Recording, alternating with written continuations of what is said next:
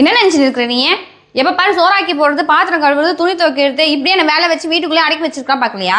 ஏன்னா அப்படிலாம் அடைக்கலாம் வைக்க முடியாது. உன்னை யார் அடைச்சி வச்சது? வீட்டு வேலை எல்லாத்தையும் நான் பார்த்துக்கிறேன், நீ வெளியே போய் வேலை செய்ய. ரெகுலராக வீட்டுக்கு பண்ணுற செலவு இருக்குது பார்த்தியா, வீட்டோட இஎம்ஐ, கரண்ட் பில்லு, தண்ணி பில்லு, நெட் கனெக்ஷனுக்கான பில்லு, அது போக உன் சிம்முக்கும் ரீசார்ஜ் பண்ணிக்கின்னு என் சிம்முக்கும் ரீசார்ஜ் பண்ணு. டேட்டா பேக்கோட ட்ரெஸ்ஸு ஃபுல்லாக அடுக்கி வச்சிருக்க பார்த்தியா, அதை அப்படியே ஆப்போசிட்டாக மாற்று.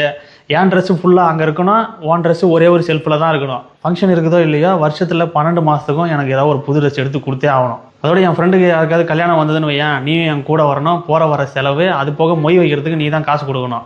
அதோட எங்கள் வீட்டு சைடு சொந்தக்காரங்க யாராவது வராங்கன்னு வை, அவங்களுக்கு மட்டன் பிரியாணி செஞ்சு போட்டு ஊருக்கு போகும்போது புது செட்டு ட்ரெஸ் எடுத்து கொடுத்து அனுப்பணும். வாரத்தில் ஒரு நாள் தான் சண்டே லீவு, வீட்டில் ரெஸ்ட் எடுக்கலாம் அப்படின்லாம் நீ சொல்லக்கூடாது.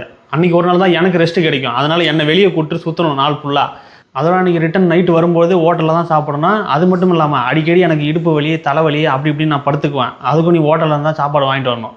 இதெல்லாம் நீ பார்த்துக்க, வீட்டு வேலை எல்லாத்தையும் நான் பார்த்துக்கிறேன். சரிங்க, மதியானத்துக்கு சிக்கன் பிரியாணி செய்வா, மட்டன் பிரியாணி செய்வா?